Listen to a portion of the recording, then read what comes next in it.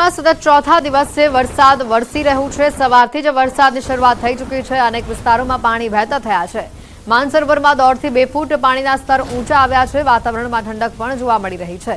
ચોમાસાની શરૂઆતની સાથે જ હવામાન વિભાગની આગાહીના પગલે વરસાદ સાંજ સુધીમાં વધુ અહીંયા વરસી શકે છે।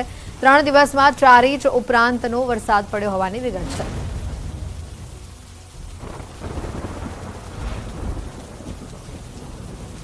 રીતે ચોમાસાની શરૂઆત થઈ ચૂકી છે અને સાથે હવામાન વિભાગે પણ વરસાદની આગાહી કરી છે। તે જોતાં અંબાજી પંથકમાં છેલ્લા 4 દિવસથી અવિરતપણે વરસાદ વરસી રહ્યો છે અને ચોથા દિવસે પણ આજે વહેલી સવારથી જ વરસાદની શરૂઆત થઈ ચૂકી છે। અને ચોક્કસપણે બતાવીશ કે અંબાજીનું જે માનસરોવર પવિત્ર કુંડ છે, આ પવિત્ર કુંડમાં પણ 1.5 થી 2 ફૂટના પાણીના સ્તર જે છે એ ઊંચા આવ્યા છે અને જેના કારણે પાણીના સ્તર ઊંચા રહેતા આજુબાજુના હેન્ડપંપ છે અને જે નાના કૂવાઓ છે તેના પાણીના પણ સ્તર ઊંચા આવતા ગામ લોકોમાં પણ ભારે ખુશીનો માહોલ જોવા મળે છે। અને ચોક્કસપણે કહી શકાય હાલ તબક્કે જે વરસાદ વરસી રહ્યો છે તે જોતાં ખેડૂતોમાં પણ ભારે ખુશીનો માહોલ જોવા મળી રહ્યો છે અને ગરમીનો જે ઉકળાટ હતો તેમાં પણ આંશિક રાહત જોવા મળી રહી છે। અને હજી ચોમાસાની જ્યારે શરૂઆત છે ત્યારે વહેલી સવારથી વરસાદ શરૂ થયો છે ત્યારે આખા દિવસ દરમિયાન સાંજે પણ વરસાદ અંબાજી પંથકમાં થઈ શકે છે અને આ વરસાદને હાલ તબક્કે સારો ગણવામાં આવી રહ્યો છે। મહેન્દ્ર અગ્રવાલ, ન્યૂઝ 18 ગુજરાતી, અંબાજી। તો સુરત શહેરમાં પણ વહેલી સવારથી ઝરમર વરસાદનું આગમન થયું છે। શહેરના અથવા ગેટ, ઉમરા, પાલ, અડાજણ, પીપલોદ વિસ્તારમાં ઝરમર વરસાદ વરસી રહ્યો છે। વરસાદ પડતા વાતાવરણમાં ઠંડક પ્રસરી છે। સુરતી લાલવ આ વરસાદની જાગૃતતાપૂર્વક રાહ જોઈ રહ્યા હતા, તેનો અંત આવ્યો છે। સુરત શહેરમાં વહેલી સવારથી વરસાદી માહોલ દ્રશ્યમ બતાવવાનો પ્રયાસ કરીશ કે સુરત શહેરના અથવા ગેટ, ઉમરા, પાલ, પીપલોદ સહિતના વિસ્તારની અંદર વહેલી સવારથી ઝરમર વરસાદ વરસી રહ્યો છે। વરસાદને પગલે વાતાવરણમાં ઠંડક પ્રસરી છે। તો બીજી તરફ જૂન મહિનાની 15 તારીખ સુધી હજુ વરસાદ નહીં પડ્યો અને આજે થઈ 28 તારીખ। વરસાદ ખેંચાતા ખેડૂતો પણ ચિંતામાં મુકાયા છે। ખાસ કરીને હાલ જે વરસાદ વરસી રહ્યો છે, રોડ રસ્તાઓ પણ પાણી થઈ જવા પામ્યા છે। દ્રશ્યમાં જોઈ શકો છો કે હાલ સુરતની અંદર વહેલી સવારથી ઝરમર વરસાદને લઈને વાતાવરણમાં ઠંડક પ્રસરવા પામી છે। તો બીજી તરફ વરસાદ ઓછો રહેતા ખેડૂતો પણ ચિંતામાં હાલ હોય એવું ચોક્કસપણે આ વરસાદી દ્રશ્યો પણ કહી જાય છે। કેમેરામેન ભરત બ્રહ્મભટ્ટ સાથે કેતન પટેલ, ન્યૂઝ 18 ગુજરાતી, સુરત। ધોધમાર વરસાદે દિલ્હીને જાણે કે વેર વિખેર કરી નાખ્યું છે। નવી દિલ્હીના ફતેપુર નજીકના વિસ્તારોમાં 5 થી લઈને 6 ફૂટ પાણી ભરાઈ આવ્યા છે। વાલ્મીકી વસ્તીના ઘરોમાં 5 થી 6 ફૂટ પાણી ભરાઈ જતા લોકોને ભારે હાલાકીનો સામનો કરવો પડ્યો। કેટલાકના ઘરોમાં પાણી ઘૂસી જતા ઘરવખરીને પણ નુકસાન પહોંચ્યું। આ તસવીરો તમે જોઈ રહ્યા છો, લોકોના ધડ સુધી પાણી ભરાઈ આવ્યા છે, એટલે કઈ રીતની લોકોને હાલાકી ભોગવવી પડી રહી છે એ આ તસવીરો જ પુરવાર કરી રહી છે। સાથે જ દિલ્હીના નેશનલ મીડિયા સેન્ટર વિસ્તારમાં જળભરાવાની સ્થિતિ સર્જાઈ છે। જ્યાં જુઓ ત્યાં જળબંબાકાર જોવા મળી રહ્યું છે। રોડ ઉપર નદી વહેતી હોય તેવા દ્રશ્યો પણ સર્જાઈ આવ્યા છે।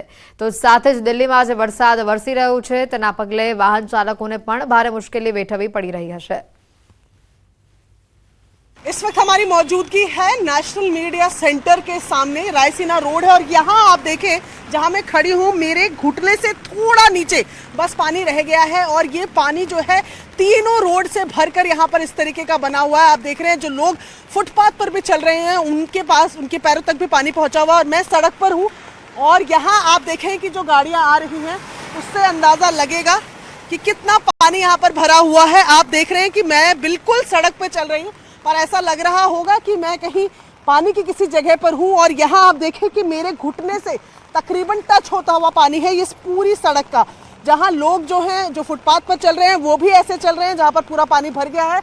और ये आपको सीधा नेशनल मीडिया सेंटर के सामने की तस्वीरें दिखा रही हूँ जहाँ NSUI का दफ्तर है, सामने जंतर मंतर रोड है, वहाँ पर घुटने तक ये पानी भर गया है। और ये स्थिति जो है केवल कुछ घंटों की बारिश के बाद देखने को मिल रही है। सुबह से दिल्ली में बारिश हो रही है और उसके बाद ये हालात आप देख रहे हैं कि जो गाड़ियां आ रही हैं वो किस तरीके से पानी का जो फ्लो है, क्योंकि टायर ऐसे टाइम पे गाड़ियां भी खराब हो जाती हैं। और ये तस्वीरें आपको दिखा रहे हैं रायसीना रोड की, जहां पर घुटनों तक पानी फिलहाल भरा हुआ नजर आ रहा है।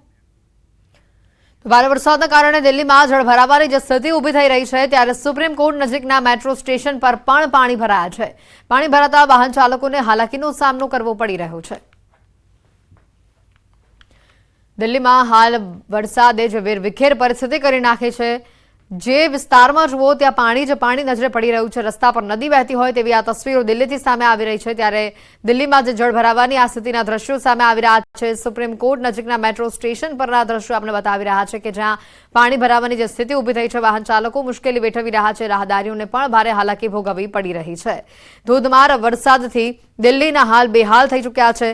દિલ્હીમાં ભારે વરસાદ બાદ તારાજીના કેટલાક દ્રશ્યો સામે આવી રહ્યા છે। ઘણા વિસ્તારોમાં તો પાણીમાં ગરકાવ આખા વિસ્તાર થઈ ગયા હોય તે પ્રકારની પરિસ્થિતિ છે। જળ ભરાવાની સ્થિતિમાં વાહનો પાણીમાં ડૂબી ચૂક્યા છે, રસ્તાઓ આખા બેટમાં ફેરવાઈ ચૂક્યા છે। વહેલી સવારથી દિલ્હી, નોઈડા, ગાઝિયાબાદ સહિત સમગ્ર એનસીઆરમાં વરસાદ જે થઈ રહ્યો છે। શુક્રવાર સવારથી જ્યારે દિલ્હીના લોકો જાગ્યા તો તેમને રસ્તા ઉપર પૂર જેવી સ્થિતિ જોવા મળી। દિલ્હી એનસીઆરમાં ભારે વરસાદના કારણે રસ્તા ઉપર ઘૂંટણ સુધીના પાણી ભરાઈ ચૂક્યા છે, ટ્રેનો ડૂબી રહી છે, કેટલીક જગ્યા પર તો ટ્રાફિકની સમસ્યા પણ જોવા મળી રહી છે।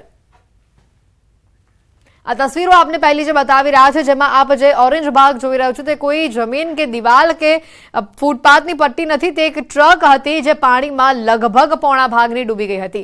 આ તસવીરો આપને તેને બતાવી। ગાડી તમે જોઈ શકો છો, ગાડીની ખાલી ઉપરની છત દેખાઈ રહી છે, આખી ગાડી એ પાણીમાં ડૂબી ચૂકી છે। એટલે પાણી કેટલું ભરાયું છે આ વિસ્તારમાં તમે એની કલ્પના કરી શકો છો। ઘણા લોકો પણ આ વરસાદી પાણીમાં ફસાયા છે, તેઓનું પણ રેસ્ક્યુ કરવામાં આવી રહ્યું છે। તો જે ખાસ કરીને નેશનલ માર્ગો છે તેના પર પણ પાણી ભરાવાની જે પરિસ્થિતિ ઊભી થઈ છે, લગભગ વાહનોના અડધા પૈડા પાણીમાં ડૂબી જાય એટલું પાણી અહીંયા ભરાઈ ચૂક્યું છે। હાલ સમગ્ર દિલ્હીવાસીઓ આ પૂરની પરિસ્થિતિ વચ્ચે મજબૂર થઈ રહ્યા છે, કારણ કે લોકોને ઓફિસે જવું પણ મુશ્કેલી ભર્યું બની રહ્યું છે।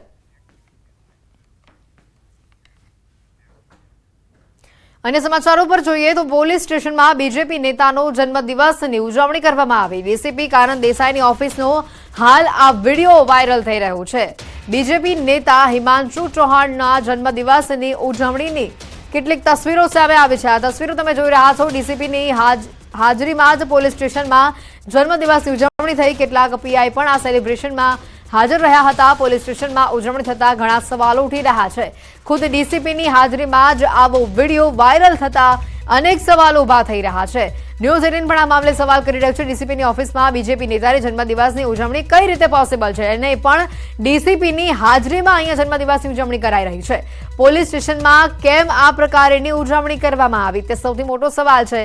ડીસીપીની હાજરીમાં જન્મદિવસની ઉજવણીની આ તસવીરો સામે આવી રહી છે, જે વાયરલ થઈ રહી છે। ભાજપ નેતા એટલે પોલીસ સ્ટેશનમાં ઉજવણી, તે પણ હાલ સૌથી મોટો સવાલ છે। ઘટનાના જે દ્રશ્યો સામે આવી રહ્યા છે, બીજેપી નેતાએ ડીસીપી ઓફિસની અંદર પોતાના જન્મદિવસની ઉજવણી કરી। ઉજવણીની આ તસવીરો પણ સામે આવી રહી છે। હાલ આ વિડીયો પણ વાયરલ થઈ રહ્યો છે। બીજેપી નેતા છે એટલે ડીસીપી ઓફિસમાં જન્મદિવસની ઉજવણી થઈ શકે? હા, તો આ સૌથી મોટો સવાલ છે।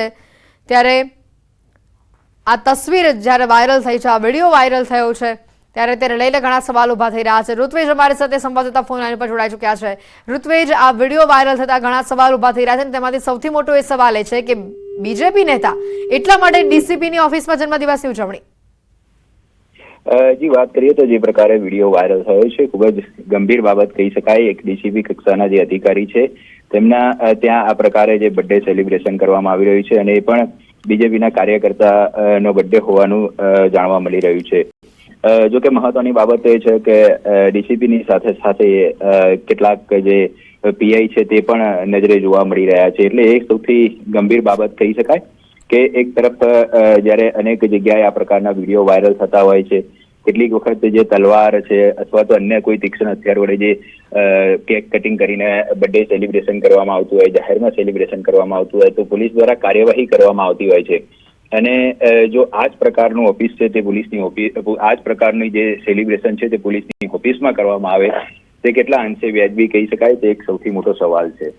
આભાર ઋત્વેજ માહિતી બદલ।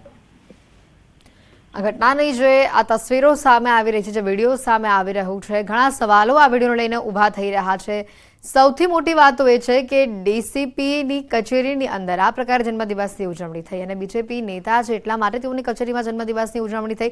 હાલ તે પણ સૌથી મોટો સવાલ ઉભો થઈ રહ્યો છે, પોલીસ સ્ટેશનમાં જન્મદિવસની આ ઉજવણી કેમ કરવામાં આવી?